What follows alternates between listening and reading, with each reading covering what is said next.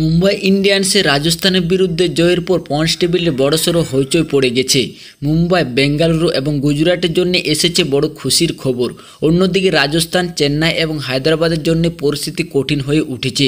তিনটি দল প্লে অফে জায়গা প্রায় নিশ্চিত করে ফেলেছে, আর তিনটি দল কার্যত ছিটকে পড়েছে।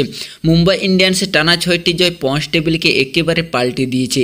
প্লে অফের দৌড় এখন উত্তেজনাপূর্ণ এবং রোমাঞ্চকর হয়ে উঠেছে। মুম্বাই ইন্ডিয়ান্স, যারা মৌসুমের শুরুতে প্লে অফে দৌড় থেকে অনেকটা দূরে ছিল, এখন তাদের এই জয়ের ফলে অন্য দলগুলো ঘুম কেড়ে নিয়েছে। বিশেষ করে মুম্বাইয়ের জন্য এসেছে দারুণ সুখবর।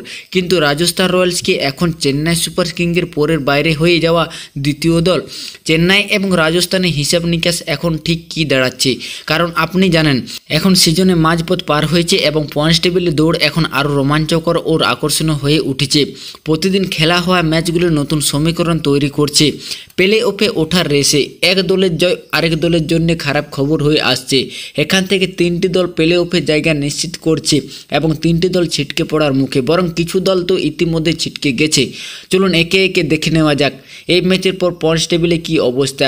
কিন্তু তার আগে যদি কেউ আপনাকে জিজ্ঞেস করে এই আইপিএল সিজনে আপনার প্রিয় দল কোনটি, যাকে আপনি মনে প্রাণে সমর্থন করেন, হ্যাঁ আপনাকেই বলছি, সেই দলের নাম কমেন্ট সেকশনে অবশ্যই লিখে জানাবেন এবং সাবস্ক্রাইব করে নিন, একদম ফ্রি। প্রতিটি ম্যাচের পর পয়েন্টস টেবিলের আপডেট সবার আগে পেয়ে যাবেন, একদম গ্যারেন্টি। পয়েন্টস টেবিল 10 নম্বরে রয়েছে চেন্নাই সুপার কিং। হ্যাঁ, এই আইপিএল সিজনে প্রথম অফিসিয়ালি ছিটকে যাওয়া দল। তারা খেলেছে 10টি ম্যাচ, জিতেছে মাত্র 2টি আর হেরেছে 8টি ম্যাচে। মোট 4 পয়েন্ট নিয়ে তারা অবস্থান করছে 10 নম্বরে। প্লে অফে জায়গা করতে হলে যে কোনো দলকে কমপক্ষে 16 পয়েন্ট সংগ্রহ করতে হয়। আর চেন্নাই যদি বাকি 4টি ম্যাচ জিতেও যায়, তাহলে তারা সর্বোচ্চ 12 পয়েন্টে পর্যন্ত পৌঁছাতে পারবে। তাই প্লে অফে তাদের জায়গা করে নেওয়া সম্ভব নয়। এই কারণে অফিসিয়ালি ছিটকে যাওয়া সিল পড়ে গেছে চেন্নাই সুপার কিংসের উপর। তাদের পরের ম্যাচ 3রা মে আরসিবির বিরুদ্ধে। নিজেরা তো ছিটকে গেছে, এখন দেখার বিষয় তারা অন্য দলের প্লে অফের স্বপ্ন ভাঙে কিনা। পয়েন্টস টেবিল 9ম স্থানে রয়েছে সানরাইজার হায়দ্রাবাদ। তারা খেলেছে 9টি ম্যাচ, জিতেছে 3টি, হেরেছে 6টি এবং 6 পয়েন্ট নিয়ে 9ম স্থানে রয়েছে। প্লে অফে ওঠার জন্য তাদের এখনও 5টি ম্যাচ খেলা বাকি এবং যদি তারা সবগুলো জিতে যায়, তাহলে সর্বোচ্চ 16 পয়েন্টে পৌঁছতে পারবে। তাহলে ম্যাথামেটিক্যাল এখন সম্ভব, কিন্তু বাস্তবে তা এক প্রকার অসম্ভবে বলা চলে, কারণ হায়দ্রাবাদ দলকে টানা 5টি ম্যাচ জিততে হবে, যা খুব একটি সম্ভাব্য নয়। সেটা হোক হায়দ্রাবাদ কিংবা চেন্নাই, দুজনের জন্যই বিষয়টি একই। পয়েন্টস টেবিলে 8ম স্থানে রয়েছে রাজস্থান রয়্যালস। আজকের ম্যাচে হারের পর তারা অফিসিয়ালি এই সিজনে দ্বিতীয় ছিটকে যাওয়া দল হয়ে গেছে। তারা খেলেছে 11টি ম্যাচ, জিতেছে মাত্র 3টি, হেরেছে 8টি এবং 8 পয়েন্ট নিয়ে 8ম স্থানে রয়েছে। এখন আর প্লে অফে ওঠা সম্ভব নয়, কারণ বাকি রয়েছে মাত্র 3টি ম্যাচ, আর যদি 3টি জিতে যায় তবুও সর্বোচ্চ 12 পয়েন্টে পৌঁছতে পারবে। আর সেখান থেকে কোনো দলের জন্য প্লে অফে জায়গা করে নেওয়া বলতে গেলে অসম্ভবই মনে হচ্ছে। এই কারণে রাজস্থান রয়্যালসও অফিসিয়ালি ছিটকে যাওয়া দ্বিতীয় দল হয়ে গেছে। পয়েন্টস টেবিলে 7ম স্থানে রয়েছে কলকাতা নাইট রাইডার্স। যারা খেলেছে 10টি ম্যাচ, জিতেছে 4টি, হেরেছে 5টি, একটি ম্যাচ হয়েছে নো রেজাল্ট এবং তারা 9 পয়েন্ট নিয়ে 7ম স্থানে রয়েছে। কলকাতা নাইট রাইডার্সের এখনও 4টি ম্যাচ বাকি রয়েছে এবং যদি তারা এই 4টির ম্যাচে জিতে যায়, তাহলে তারা 17 পয়েন্টে পৌঁছে যাবে এবং সেখান থেকে 100% প্লে অফ নিশ্চিত হয়ে যাবে।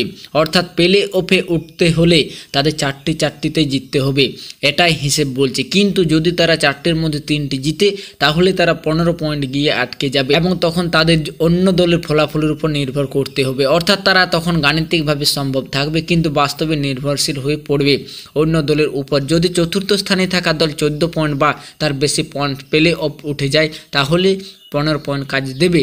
কিন্তু যদি 4টি দলে 16 পয়েন্ট বা তার বেশি পয়েন্ট নিয়ে প্লে অফে উঠে যায়, তাহলে 15 পয়েন্ট কোনো কাজেই আসবে না। সেই কারণে কলকাতার চেষ্টা থাকবে 4টি ম্যাচে জেতা, যদিও সেটা প্রায় অসম্ভব মনে হচ্ছে কেকেআরের জন্য। পয়েন্টস টেবিলে 6ষ্ঠ স্থানে রয়েছে লখনৌ সুপার জায়ান্টস। যারা 10টি ম্যাচ খেলেছে, জিতেছে 5টি, হেরেছে 5টি এবং তাদের আছে 10 পয়েন্ট। এখন তাদের 4টি ম্যাচ বাকি এবং যদি তারা এর মধ্যে 3টি ম্যাচ জিতে যায়, তাহলে তারা 16 পয়েন্টে পৌঁছে যাবে এবং প্লে অফে তাদের জায়গা নিশ্চিত হবে। 4টির মধ্যে 3টি ম্যাচ জেতা লখনৌ সুপার জায়ান্টসের জন্য খুব একটি কঠিন না হলেও খুব সহজও নয়, একটি মাঝারি চ্যালেঞ্জ বলা যেতে পারে। আগামী 1-2টি ম্যাচ তাদের জন্য মাস্ট উইন, তা নিশ্চিত। পয়েন্টস টেবিলে 5ম স্থানে রয়েছে দিল্লি ক্যাপিটালস। একসময় এই দল ছিল পয়েন্টস টেবিলের শীর্ষে, আর এখন তারা 5 নম্বরে। 10টি ম্যাচের মধ্যে 6টি ম্যাচ জিতেছে, 4টি হেরেছে এবং তাদের পয়েন্ট সংখ্যা 12। প্লে অফে উঠতে এখন মাত্র 2 ধাপ বাকি এবং তাদেরও 4টি ম্যাচ বাকি রয়েছে। এখন যদি আমি বলি 4টির মধ্যে মাত্র 2টি জিতলে প্লে অফ নিশ্চিত, তাহলে কি খুব কঠিন কাজ? নিশ্চয়ই আপনি বলবেন না ভাই, এতটাও কঠিন কিছু নয়। সুতরাং দিল্লি ক্যাপিটালসের জন্য প্লে অফে যাওয়ার রাস্তা এখান থেকে অনেকটাই সহজ দেখাচ্ছে। 4টির মধ্যে 2টি জয় তাদের জন্য সহজ কাজ বলে মনে হচ্ছে। এবার পয়েন্টস টেবিলে 4র্থ স্থানে থাকা দলের কথা বলি। এটি হলো গুজরাট টাইটান্স, যারা 9টি ম্যাচ খেলেছে, জিতেছে 6টি, হেরেছে 3টি এবং তাদেরও 12 পয়েন্ট রয়েছে।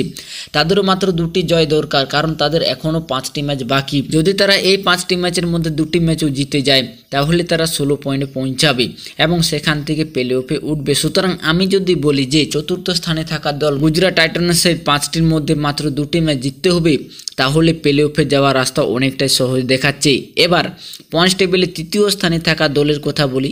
এটি হলো পাঞ্জাব কিংস, যারা খেলেছে 10টি ম্যাচ, জিতেছে 6টি, হেরেছে 3টি এবং 1টি ম্যাচ হয়েছে নো রেজাল্ট। 13 পয়েন্ট নিয়ে পাঞ্জাব কিংস এখন পয়েন্টস টেবিলে 3য় স্থানে রয়েছে এবং প্লে অফে জায়গা করে নিতে হলে, যেমন আমি আগেও বলেছি, কোনো দল যদি 16 বা 17 পয়েন্ট পৌঁছাতে পারে, তাহলে তারা নিশ্চিতভাবে প্লে অফে জায়গা করে নিতে পারে।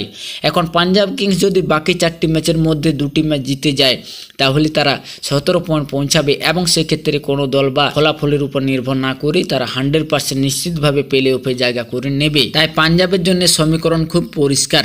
বাকি থাকা 4টি ম্যাচের মধ্যে 2টি ম্যাচ জিতে ফেলুন, প্লে অফে জায়গা নিশ্চিত হয়ে যাবে, এতে কোনো সন্দেহ নেই। এখন পয়েন্টস টেবিলে 2য় স্থানে উঠে এসেছে রয়্যাল চ্যালেঞ্জার বেঙ্গালুরু, যারা খেলেছে 10টি ম্যাচ, জিতেছে 7টি, হেরেছে 3টি এবং তাদের পয়েন্ট সংখ্যা 14। তাদের এখনও 4টি ম্যাচ বাকি এবং যদি এর মধ্যে মাত্র 1টি ম্যাচও তারা জিতে যায়, তাহলে তারা 16 পয়েন্ট পৌঁছে যাবে এবং প্লে অফে তাদের জায়গা নিশ্চিত হবে। বিষয়টি হলো বেঙ্গালুরুর জন্য এই কাজটি এখন খুব সহজ হয়ে গেছে। এটা এতটাই সহজ বলা যায় যে আরসিবি এক পা রেখেই প্লে অফে পৌঁছে গেছে। শতভাগ নিশ্চিতভাবে তারা প্লে অফে জায়গা করে নিচ্ছে। অন্যদিকে পয়েন্টস টেবিলে 1ম স্থানে রয়েছে মুম্বাই ইন্ডিয়ান্স। আজকের জয়ের মাধ্যমে তারা তাদের একাদশ ম্যাচে 7ম জয় অর্জন করেছে এবং এটা তাদের পরপর 6টি জয়, অর্থাৎ টানা 6 ম্যাচ জিতে এসেছে তারা। এখন তাদের পয়েন্ট 14 এবং বাকি আছে 3টি ম্যাচ। যদি তারা এর মধ্যে মাত্র 1টি ম্যাচ জিতে, তাহলে তারা 16 পয়েন্টে পৌঁছে যাবে এবং তাদের প্লে অফে জায়গা নিশ্চিত হয়ে যাবে। এখন প্রশ্ন হলো, টানা 6টি ম্যাচ জয়ী দল যদি বাকি 3টির মধ্যে মাত্র 1টি ম্যাচ জিতে, সেটা কি কোনো বড় চ্যালেঞ্জ হবে? একদম নয়। তাই আমি যদি সহজ ভাষায় বলি, তাহলে মুম্বাই এবং আরসিবি এই 2 দলের প্লে অফে জায়গা 100% নিশ্চিত। পাঞ্জাব, গুজরাট, দিল্লি ও লখনৌ এখনও কঠিন লড়াই আছে। এর মধ্যে পাঞ্জাব ও গুজরাট অনেকটাই এগিয়ে রয়েছে।